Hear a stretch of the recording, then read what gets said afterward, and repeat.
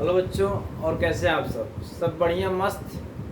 चलिए आज हम बात करते हैं, जैसे कि हमारा नीट का लेक्चर चल रहा है डेली। तो हमने पिछले लेक्चर में आप लोगों से प्रिंसिपल ऑफ होमोजेनिटी के बारे में अच्छे से बात किया था कि प्रिंसिपल ऑफ होमोजेनिटी हमसे कहता क्या है। मैंने आपको बताया था कि अगर हम सिमिलर फिजिकल क्वांटिटी है केवल उसी को ऐड या सब्ट्रैक्ट कर सकते हैं। We can add and subtract similar physical quantity. और प्रिंसिपल ऑफ होमोजेनिटी का सेकंड स्टेटमेंट जो कि पहले से ही बना हुआ है, क्या कि जितने भी टर्म होते हैं किसी भी इक्वेशन में, जैसे मान लीजिए मैं कोई इक्वेशन लिखता हूँ a बराबर b प्लस सी, इसमें आपको दिख रहे हैं जितने भी टर्म हैं, टर्म बेटा वो जो बराबर इक्वल या इक्वल प्लस या माइनस से अलग होते हैं उन्हीं को टर्म कहते हैं। ठीक है, तो इसमें कितने टर्म है सर? इसमें 3 टर्म है हमारे। कितने टर्म है? 3 टर्म है। तो तीनों टर्म का डायमेंशन क्या होगा? बराबर होगा। ये हमने प्रिंसिपल ऑफ होमोजेनिटी में पिछले लेक्चर जो बच्चे नहीं किए हैं पिछला लेक्चर जरूर करेंगे। पिछले 2 लेक्चर मैंने न्यूमेरिकल सॉल्व किए हैं, इसके वाले पिछले लेक्चर में आपको प्रिंसिपल ऑफ होमोजेनिटी का फुल एक्सप्लेनेशन मिल जाएगा। ठीक है, आज हम बात करते हैं प्रिंसिपल ऑफ होमोजेनिटी पर ही बेस्ड है आपका एक एप्लीकेशन है डायमेंशन का, कि कैसे हम किसी भी इक्वेशन को चेक करते हैं कि वह डायमेंशनली करेक्ट है कि नहीं। तो जो आपका पहला एप्लीकेशन है, देखिए प्रिंसिपल ऑफ होमोजेनिटी पर ही बेस्ड है ये आपका एप्लीकेशन है। क्या कि टू चेक, बहुत ध्यान से साथ में नोट्स बनाते रहेगा, टू चेक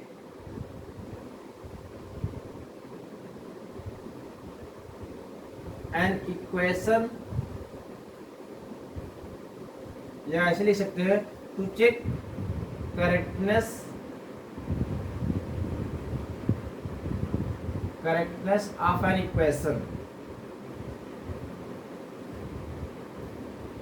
इक्वेशन कैसा करेक्टनेस? डायमेंशनली।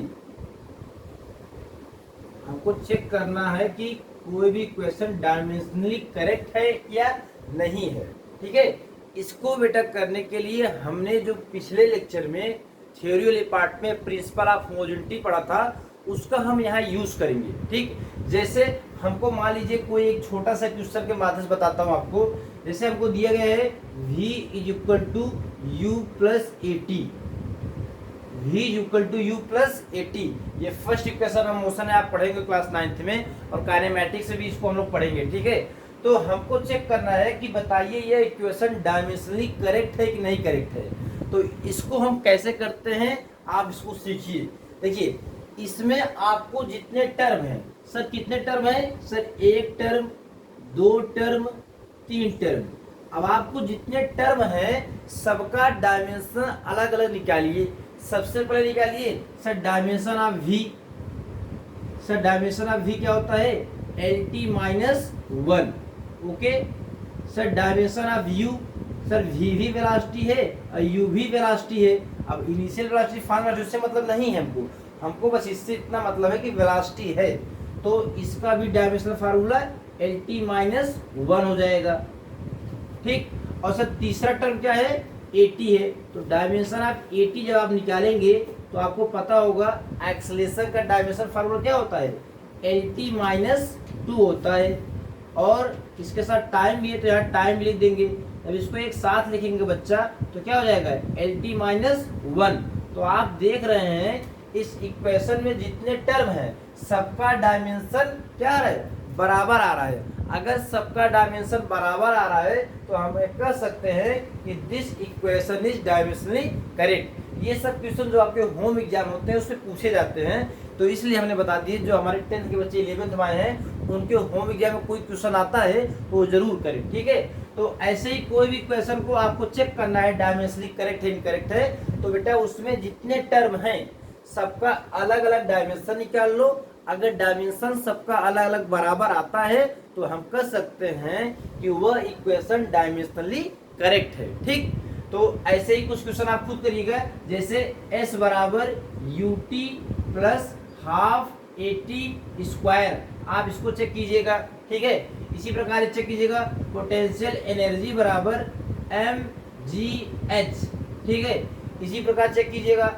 आप जितने भी क्वेश्चन जानते हैं सबको चेक कीजिएगा क्या वह डायमेंशनली करेक्ट है कि नहीं है। ठीक है, चलिए और एक नोट पॉइंट इसमें निकालता हूं sir.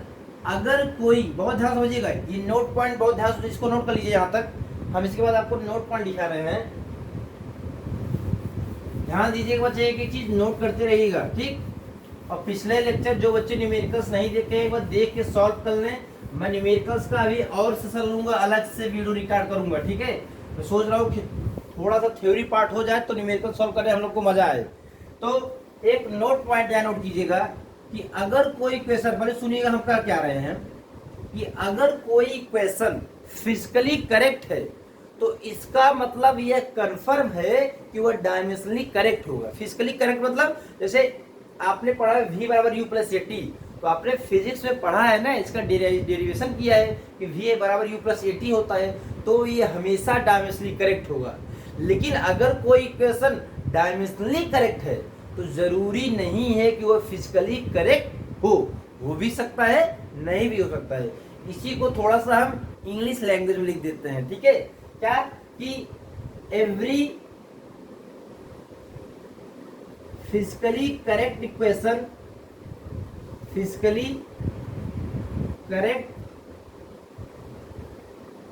Equation must be dimensionally correct, must be dimensionally correct. मतलब अगर कोई इक्वेशन फिजिकली करेक्ट है तो इसका मतलब कंफर्म है कि वो डायमेंशनली क्या होगा, करेक्ट होगा, ठीक। बट डायमेंशनली करेक्ट इक्वेशन, अगर कोई इक्वेशन डायमेंशनली करेक्ट है, बट डायमेंशनली करेक्ट इक्वेशन में may not be physically correct, may not be physically correct, physically correct। ये बेटा नोट पॉइंट है, इसको नोट कर लीजिएगा। मैं आपको एग्जांपल बता देता हूँ, ठीक है। पहले इस पॉइंट को नोट कीजिएगा, मैंने क्या लिखा है कि एवरी फिजिकली करेक्ट इक्वेशन, अगर कोई इक्वेशन फिजिकली करेक्ट है तो इसका मतलब ये मस्ट है कि वो डायमेंशनली करेक्ट होगा। लेकिन अगर कोई इक्वेशन डायमेंशनली करेक्ट है तो ये जरूरी नहीं है कि वो फिजिकली करेक्ट हो भी सकता है, नहीं भी हो सकता है। जैसे सर आपने लिखा v बराबर u प्लस ए टी, तो सर हम जानते हैं कि ये फिजिक्स की भाषा में प्रूफ है, डेराइव किया है हम लोगों ने इसको, तो ये 100% ये डायमेंशनली करेक्ट होगा, ठीक। जैसे हम एग्जांपल लेते हैं s बराबर U T plus half A T square, तो सर ये फिजिकली करेक्ट है, इसका मतलब कंफर्म है सर ये डायमेंशनली करेक्ट होगा। लेकिन अगर यही हम लिख दें क्या कि s बराबर, बहुत ध्यान देखिए बच्चा, s बराबर U T plus 3/2 A T square, ये आप देखेंगे डायमेंशनली बेटा जितने टर्म है सबका डायमेंशन बराबर आएगा, लेकिन ये फिजिकली करेक्ट है, नहीं है। तो वही हमने आपको समझाया कि कोई अगर फिजिकली करेक्ट इक्वेशन है तो वह डायमेंशनली करेक्ट कंफर्म होगा, मस्ट है। लेकिन डायमेंशनली करेक्ट इक्वेशन फिजिकली सही भी हो सकता है और गलत भी हो सकता है, ठीक है। तो ये हमने आपको क्या समझाया कि कैसे हम चेक करते हैं कि कोई इक्वेशन डायमेंशनली करेक्ट है कि इनकरेक्ट है। आप इसको नोट कीजिए। इसके बाद हम अगला जो एप्लीकेशन है conversion of system of unit, उसको हम ध्यान से देखते हैं, ठीक है। एक बार इसको आप लोग नोट कर लीजिए। अब हम डायमेंशनल एनालिसिस का एप्लीकेशन नंबर 2 पढ़ते हैं, ठीक है। तो बहुत ध्यान समझिएगा, ये एप्लीकेशन आपका बहुत इंपॉर्टेंट है, इससे बहुत अच्छे क्वेश्चन जेईई मेंस और नीट में तो हर साल इससे एक क्वेश्चन पूछा ही जाता है, ठीक है। तो बहुत ध्यान देखिएगा। एप्लीकेशन नंबर 2 क्या है कि कन्वर्जन ऑफ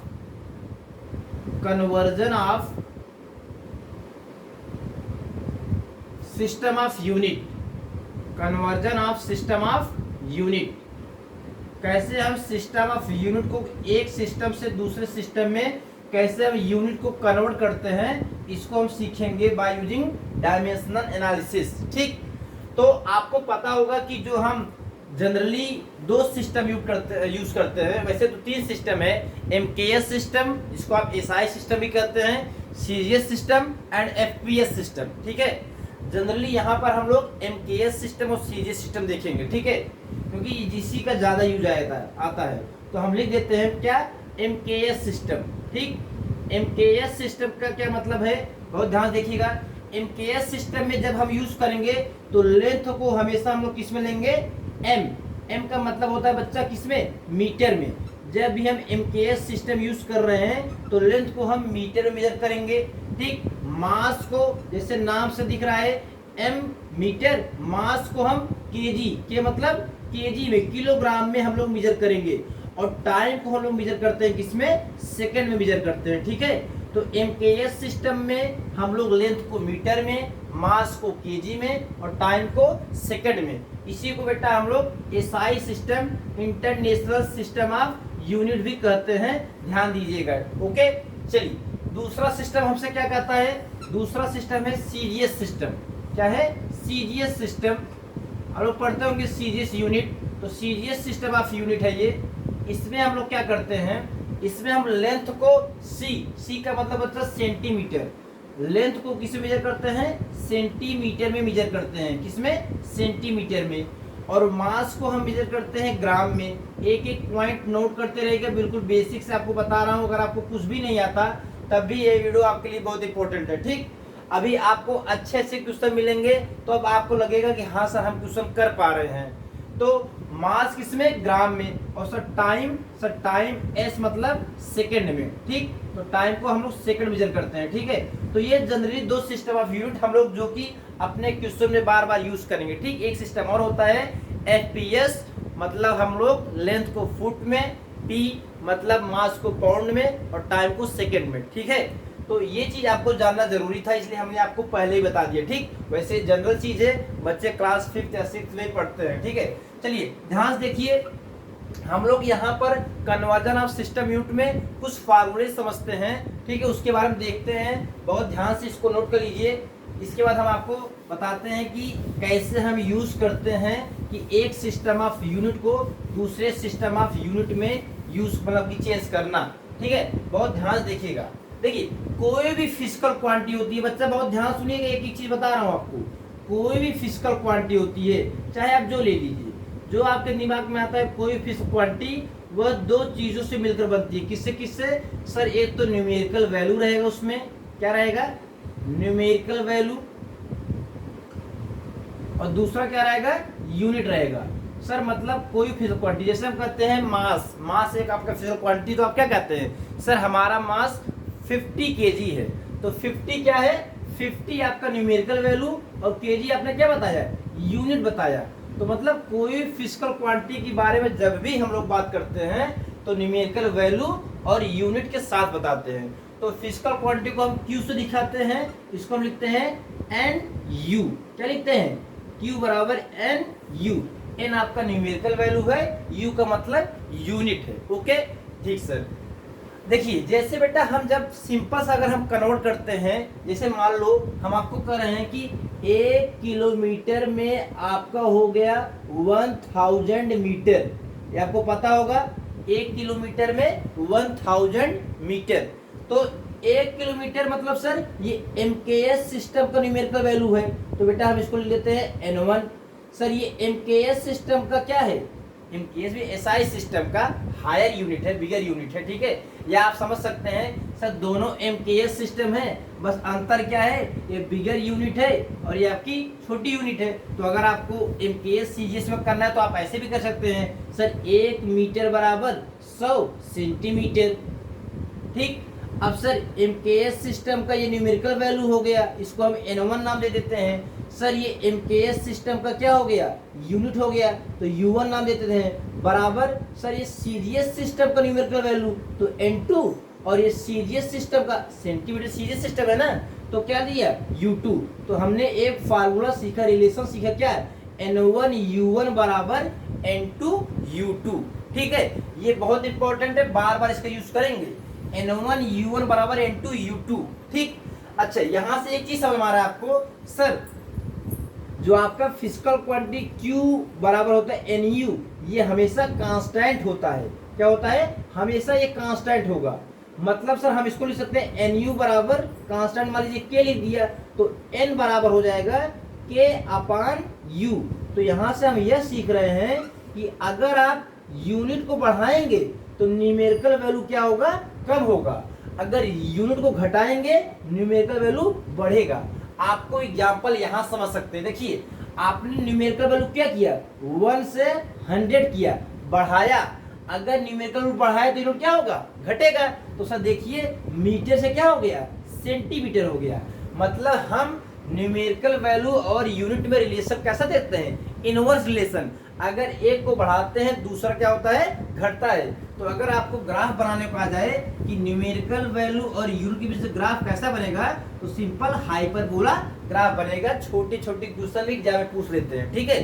तो हमको यूज क्या करना है, सिंपल सा हमको सर यूज करना है जो रिलेशन N1 U1 बराबर N2 U2।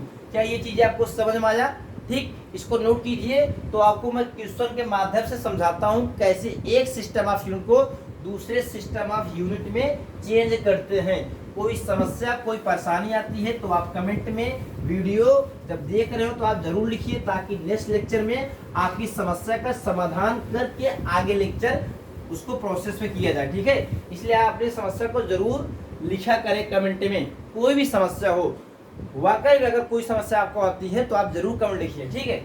अच्छे खराब चीजें मत कीजिए, सर को अच्छा लगेगा या खराब लगेगा, ठीक है। आप अपनी समस्या को जरूर रखिए। सर क्वालिटी में दिक्कत है, सर कंटेंट में दिक्कत है, सर समझ में ये चीज नहीं आया, जो कुछ भी हो आप अपनी बात को रखेंगे तो मुझे एहसास होगा, तो उसी प्रकार उसमें हम इम्प्रूवमेंट करेंगे, ठीक। चलिए वैसे कंटेंट में आपको कहीं से भी आप कहीं कभी कंटेंट ले लीजिए, आपको कहीं से कंटेंट की कमी नहीं होगी। आपको एक एक चीज बिल्कुल बेसिक से लेकर बिल्कुल एडवांस लेवल तक पढ़ाने की कोशिश कर रहा हूँ, ठीक है। चलिए जैसे बच्चा आपका एक छोटा सा क्वेश्चन लेता हूँ conversion of system of unit में, कि अगर आपको आ गया कन्वर्ट 1000 मीटर इंटू सेंटीमीटर, ठीक है। अब यूनिट दोनों अलग अलग है, ठीक है, एक मीटर है एक सेंटीमीटर है, ठीक है। बहुत ध्यान समझिए इसको कैसे करते हैं हम लोग। सबसे पहले सर हम लोग रिलेशन यूज करते हैं क्या, N1 U1 बराबर N2 U2। जब भी कन्वर्जन आएगा तो ये रिलेशन याद रखिएगा, N1 U1 बराबर N2 U2। N1 U1 मतलब पहले सिस्टम का numerical value unit, N2 U2 मतलब दूसरे सिस्टम का न्यूमेरिकल वैल्यू यूनिट। ये हमेशा कांस्टेंट आता है बेटा, ठीक है। तो N1 सर 1000 है, ये जो सिस्टम गिवन है तो हमने क्या लिखा 1000। सर U1 कितना है, इसका मीटर है, ठीक।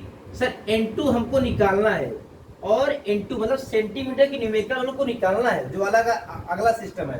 तो N2 को मैंने N2 रख दिया, और U2 कितना है सर, सेंटीमीटर में चेंज करना है तो सेंटीमीटर रख दिया। अब सर कैसे N2 निकालेंगे, सर 1000 को 1000 रहने दीजिए, और ये आपका मीटर हो गया सर N2। अच्छा एक चीज और कर सकते हैं यहाँ सर आप मीटर को सेंटीमीटर चेंज कर दीजिए। इससे क्या फायदा होगा, देखिए क्या होता है सर, 1 मीटर में 100 सेंटीमीटर, कितना सेंटीमीटर, 100 सेंटीमीटर बराबर N2 सेंटीमीटर। सर सेंटीमीटर से सेंटीमीटर कैंसिल, तो N2 कितना आ गया सर, N2 आ गया 10⁻3 10⁻2 मतलब 10⁻5। ये हमारी N2 की वैल्यू आ गई। वैसे निकालना तो आप वैसे निकाल सकते थे, बचपन में तो कन्वर्जन सीखते हैं, लेकिन ये मैं बिल्कुल बेसिक लिया हूँ। अभी जैसे लेवल बढ़ाऊंगा ना वहां उसका यूज आएगा, इसलिए मैं चाह रहा हूँ कि आप इसका यूज करना सीखें। अदरवाइज इसको मैथमेटिक्स तो हम आसानी से कर सकते हैं, लेकिन आप इसको यूज करके कैसे सॉल्व कर रहे हैं हम वो आपको सिखाने का प्रयास कर रहे हैं। क्योंकि आगे भी हम क्वेश्चन का लेवल थोड़ा सा बढ़ाएंगे तो आपको यही यूज करना पड़ेगा, ठीक है। ये आपको समझ में आया, कोई दिक्कत, इसको नोट कीजिए। फिर एक अगला क्वेश्चन के माध्यम से आपको और थोड़ा समझाने का प्रयास करते हैं, ध्यान से देखिएगा।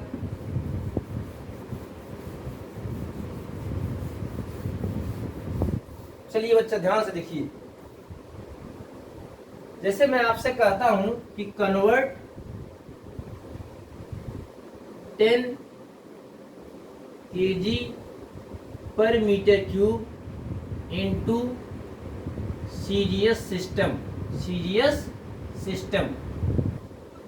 अब आपको पता होना चाहिए kg metre cube SI system है, एमकेएस सिस्टम, और सीजीएस सिस्टम में क्या होता है आपको ये अच्छे से पता होना चाहिए। इसीलिए हमने शुरुआत में आपको बता दिया था। ये आपका एक छोटा सा क्वेश्चन है, बट इस क्वेश्चन के माध्यम से हम अप्लीकेबल मतलब कि हम रिलेशन को यूज करना सीखेंगे, कैसे हम यूज करते हैं। तो सबसे पहला काम सर हमारा रिलेशन क्या है, N1 U1 बराबर N2 U2। ओके, तो सर N1 कितना है सर 10 है, तो हम लोग क्या लिखेंगे, सिंपल यहाँ सर 10 लिख देंगे। ठीक सर, U1 कितना है, unit of first system KG पर मीटर क्यूब, तो क्या लिखेंगे, केजी पर metre cube. Okay sir, N2 हमको निकालना है, सर U2 मतलब सीजीएस सिस्टम, सर केजी का सीजीएस में क्या लिखते हैं सर, ग्राम लिखते हैं, और मीटर को क्या लिखते हैं, सेंटीमीटर, तो मीटर क्यूब है तो यहाँ हो जाएगा सेंटीमीटर का क्यूब हो जाएगा। सिंपल सा, बहुत दिमाग नहीं लगाना है, ठीक है। तो सर यहाँ 10, सर 1 केजी में कितना ग्राम होता है, 10 पावर 3 ग्राम, 1000 ग्राम होता है ना। हाँ sir, sir 1 metre cube, 1 metre में कितना सेंटीमीटर, 100 सेंटीमीटर, तो 100 सेंटीमीटर का क्यूब करेंगे तो 100 का क्यूब अलग, सेंटीमीटर का क्यूब अलग। ये बच्चे क्या करते हैं, 100 सेंटीमीटर क्यूब ले देते हैं, उनको ध्यान देना चाहिए, 1 मीटर में 100 सेंटीमीटर, 100 सेंटीमीटर का क्यूब लगाओगे तो 100 का क्यूब अलग, सेंटीमीटर क्यूब अलग होगा। तो बराबर क्या लिखेंगे सर, N2 ग्राम पर सेंटीमीटर क्यूब। ठीक है, नीचे तक दिख रहा है आप लोग को। ठीक, चलिए अब देखिए, सेंटीमीटर क्यूब से सेंटीमीटर क्यूब कैंसिल, ग्राम से ग्राम कैंसिल। ठीक है, अब यहाँ से N2 की वैल्यू बेटा हम यहाँ लिखते हैं, ध्यान देखिएगा, N2 की वैल्यू बच्चे चेक कर लीजिए, नीचे दिख रहा है, एक बार आप चेक कर लीजिए, यहाँ तक दिख रहा है। चलिए अब हम बात करते हैं N2 की वैल्यू को, यहाँ से देखिए क्या आ जाएगा सर, 10 पावर 3, और अपना नीचे क्या है 100 पावर 3, तो क्या लिख सकते हैं सर, इसको लिख सकते हैं 10 पावर 4, ऊपर लिख सकते हैं 10 पावर 4, ठीक, और नीचे सर 10 पावर 2 पावर 3, 10 पावर 6। इसको जब सॉल्व करेंगे बेटा तो N2 आपका आ जाएगा 10 पावर -2 ग्राम पर सेंटीमीटर क्यूब। हमको N2 निकालना था, हमने N2 की वैल्यू निकाल दी। क्या कोई समस्या? अब आपको लग रहा होगा सर इसका यूज कितना शानदार है, कैसे हम, बस आपको किसी प्रकार इसके बराबर करके कट करना है। अब चाहे आप ग्राम को केजी में कन्वर्ट करके कट कीजिए, चाहे केजी को ग्राम में कन्वर्ट करके कट कीजिए, कट करना है, कटना है सर, आज चाहे तो कल। ठीक है, दिस इज फिजिक्स। चलिए, तो सर ये हमने समझ लिया कैसे कन्वर्जन ऑफ सिस्टम यूनिट में हम कैसे इस रिलेशन का यूज करते हैं। अब थोड़े से सर क्वेश्चन के लेवल को और बढ़ाते हैं, बहुत ध्यान समझिए, एक एक चीज आपको मैं समझा रहा हूँ, ठीक है, ताकि आपको कहीं से कोई समस्या ना आए।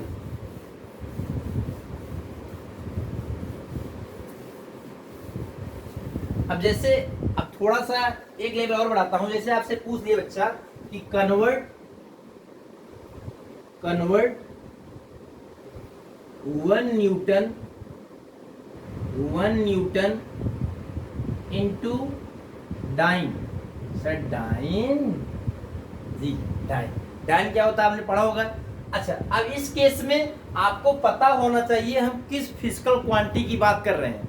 अभी तक तो हमने आपको N1 U1 बराबर N2 U2 का रिलेशन यूज करना सिखाया। अब यहाँ से देखिए थोड़ी सी फिजिक्स आ रही है आपकी, ठीक है। अब हमको पता है सर फोर्स का जो SI यूनिट होता है वो क्या होता है, न्यूटन होता है। क्या होता है, न्यूटन होता है।